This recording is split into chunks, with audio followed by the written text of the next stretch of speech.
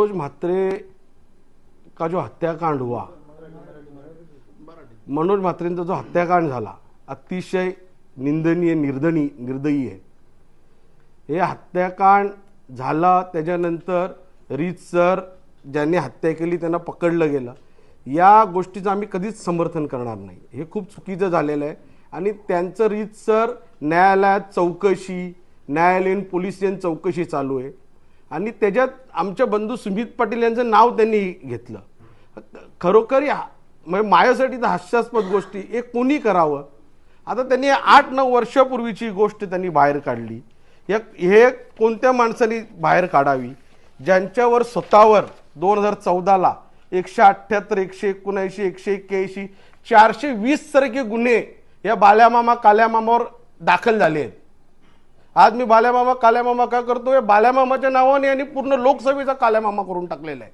त्याच्यामुळे हे असं खोटे आरोप लावून एखाद्या घराण्याला किंवा एका युवा लोकप्रतिनिधीला बदनाम करणं हे खरोखर योग्य नाही। याच्यावर आम्ही त्यांच्यावर अब्रू नुकसानीचा दावा दाखल करणार होतो, पण आम्हाला अब्रू आहे, ज्याची अब्रूच नाही अशा माणसावर अब्रू नुकसानीचा दावा दाखल करून तरी काय भेटणार आहे आपल्याला, हे आम्ही विचार केला। आणि असं गुंड पार्श्वभूमी असलेला हा माणूस यांनी आमच्यावर असा आरोप लावणं, स्वतः आम्ही आमच्या घरातल्या तुम्ही कोणाकडे बघा, आम्ही एक सिंगल आमची गाडी, आमचा ड्रायव्हर आम्ही फिरत असतो, यांच्या मागे 2-2, 3-3, 4-4 ज्यांच्यावर अनेक प्रकारचे गुन्हे दाखल आहेत असे गुंड प्रवृत्तीचे लोक घेऊन हे फिरतात आणि हे आमच्यावर आरोप लावतात। एवढाच पुलका होताना या केसचा झाला, माझ्या बुलेट ट्रेनच्या माझ्यावर जे खोटे आरोप लावले त्या केसचा झाला, तर उद्धव ठाकरे साहेब मुख्यमंत्री कधी होते? त्या सरकारमध्ये होते का नव्हते? आता हे सांगतात प्रशासनावर दबाव येतो, पण तेव्हा प्रशासनावर कोणाचा दबाव होता? तुम्ही रीतसर तेव्हा चौकशी करायची होती, आताही चौकशी करावी। दूध का दूध पाणी का पाणी होते। तुमचं सरकार, तुम्ही सत्तेत असताना आदरणीय उद्धव साहेब मुख्यमंत्री होते, पवार साहेब तुमचे नेते तो सरकार चालवत होते, त्याच पक्षात तुम्ही होते तेव्हा। म्हणजे लोकांची दिशाभूल करण्याचा प्रयत्न किती वर्ष करणार? मला पुन्हा एकदा या प्रश्नावर पण माझं उत्तर हेच आहे, खुदा मेहरबान तो गधा पेहलवान, अशी परिस्थिती या भिवंडी लोकसभेची झाली आहे या माणसाच्या माध्यमातून। भिवंडी लोकसभा 20 वर्ष मागे गेली, 1 वर्ष झालं कुठल्याही विकासाचा प्रकल्प नाही। स्वतःच्या स्टेटमेंटमध्ये स्वतः सांगतात का मला रोड रस्ते करणं हे खासदाराचं काम नाहीये आणि रोड रस्त्यांसाठी स्वतःच बैठका घेतात। म्हणून या माणसाला प्रशासनाचा ज्ञान घ्यायची गरज आहे। माझी विनंती आहे, मी जिल्हा परिषदला त्यांच्यासोबत काम केलेलं आहे, प्रशासनाची ही समजत नाही या माणसाला। 1 वर्ष बांधकाम सभापती होते, तिथे काय भेटत नाही, तिथे समजलं इथे काही नाही, तिथे जाणं बंद केलं। आता 1 वर्ष झालं दिल्लीत, जवळजवळ 1 वर्ष तर पूर्ण होईल, तिथेही काही समजत नाही, त्याच्यामुळे तर दिल्लीलाही जाणं बंद केलं। मी अधिवेशन काळात मला वाटलं दिल्लीला असतील, तुम्ही 2-4 वेळा मानकुली नाका इकडे तिकडे, मानकुली नाकाच्या पुढे जायलाच तयार नाही। कुठेतरी काहीतरी भेटेल या अपेक्षेने काम करणं आणि हेच धोरण, कारण शेवटी संस्कार तेच आहेत। आपण आता फंटरच्या भूमिकेत न राहता एक लोकप्रतिनिधी आहात, आपण लोकप्रतिनिधीच्या भूमिकेत यावं। जनतेचे अनेक प्रश्न प्रलंबित आहेत, आपल्याला जनतेने आपल्यावर विश्वास ठेवलाय, म्हणून असे बुनबुडाचे आरोप न करता जनतेवर लक्ष देऊन जी जी विकासाची कामं पेंडिंग असतील आपण पुढाकार घ्यावा। सरकार कोणाचंही असू दे, सन्माननीय या राज्याचे मुख्यमंत्री आदरणीय देवेंद्रजी फडणवीस साहेब हे विकासचा पुरुष आहेत, हे विकासालाच महत्त्व देतात। आज भिवंडी मेट्रो तुम्ही बघा, आज नॅशनल हायवेचं काम चालू आहे, हायवेचं कितीतरी अशी कामं चालू आहेत जे आदरणीय आमचे नेते कपिल पाटील साहेब केंद्रीय मंत्री असताना ती कामं मार्गी लागलेली आहेत। या कामं कुठे कमी पडतात काय पडतात याचा पाठपुरावा तर करा। तुमच्याकडनं अपेक्षा मंजुरीची नाही याचं करूच शकत नाही, ज्ञानच नाही, काही समजतच नाही, अशा माणसाकडनं भिवंडी लोकसभेच्या जनतेला आता अपेक्षा राहिलेली नाही।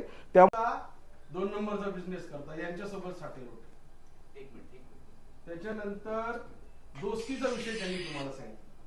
मला तुमच्या माध्यमातून एक सांगायचं, दोस्ती बिल्डरनी जर शेतकऱ्यांची फसवणूक केली असेल तर त्यांच्यावर कारवाई झालीच पाहिजे, पण तुम्हाला माहिती असलं पाहिजे। आजच्या तारखेत भिवंडीत 25 लाख रुपये गुंठा भावने त्या दोस्ती बिल्डरनी 20 वर्षापूर्वी 25 लाख रुपये भाव दिले। शेतकऱ्यांना माहिती की आपण जाऊ आणि शेतकऱ्यांचा काही विषय असेल, या आंदोलनात जिथे बसले तिथे एकही शेतकरी नाही, यांच्या सोबतचेच लोक.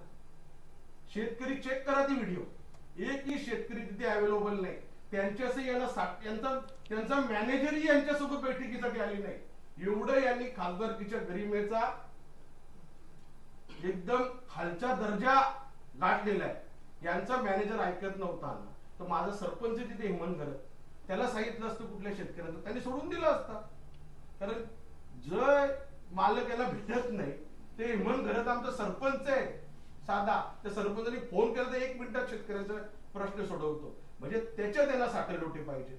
टोल नाक्याचा विषय रात्री 12 वाजता काहीतरी तुम्ही सगळं टोल परमार्थासाठी नव्हते गेले टोल नाक्यात. यांचा तिथेही स्वार्थ आहे. त्यांचा प्रोजेक्ट आहे तिथे, त्या प्रोजेक्टला एंट्री नाही. जर तिथे एंट्री भेटली नाही तर तो प्रोजेक्ट बंद पडेल. तिथेही लोकांना एंट्री घेऊ सांगून लोकांची फसवणूक करून तिथेही जागा घेतली, तिथेही वेअरहाऊस बनवले. आपण जाऊन त्या टोल नाक्यावर बघू शकता जाताना राईट साईडला, का त्या टोल नाक्यावरून त्या प्रोजेक्टला एंट्री भेटू शकते का? नाही भेटू शकत. माझी तुमच्या सगळ्यांच्या माध्यमातून नॅशनल हायवेच्या पीडीनं विनंती आहे का अशी कुठल्याही तिथनं एंट्री भेटू शकत नसताना हे एंट्रीच्या दबावासाठी टोल प्रशासनाकडे पण यांनी काहीतरी मागणी केली असेल तर तेही आपण चेक करावं. आणि दुसरा विषय, यांच्या फॅमिलीमध्ये जे हे सांगतात आम्ही असं ना हे ना ते, हा सुधीर परशुराम म्हात्रे यांच्या भावाचा मुलगा दापोड्याला नवी शर्तीमध्ये गोडाऊन बनवले. 1 लाख फुटाला तोडायसाठीची 31/12/2024 ची नोटीस आहे. त्याच्यानंतर हे भिवंडीचं कुठलं आहे, जयश्री हितेंज यांचं प्रोजेक्ट आहे.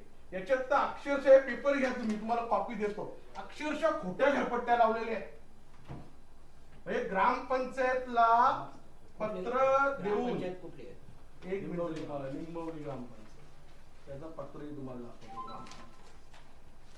मनोज म्हात्रेच्या हत्याकांडच्या वेळेला जर 193 कॉलचं सीडीआर त्यांच्याकडे असेल तर त्यांनी पोलिसांना ते द्यावं.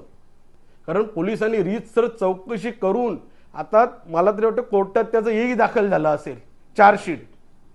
त्याच्यामुळे जे काय असेल माणसाने अभ्यास करून माहिती घेऊन बोललं पाहिजे. स्वतःचं अपयश लपवण्यासाठी काही बोगम बोलायचं का, तर लोकांचं लक्ष या गोष्टीकडे गेलं पाहिजे. ही जनता भिवंडी लोकसभेतली सुज्ञान आहे. आणि हा मतदारसंघापर्यंत पोचता 5 वर्ष जातील. कारण अजून माझ्या त्या 5 गावांच्या बाहेर निघाले नाही.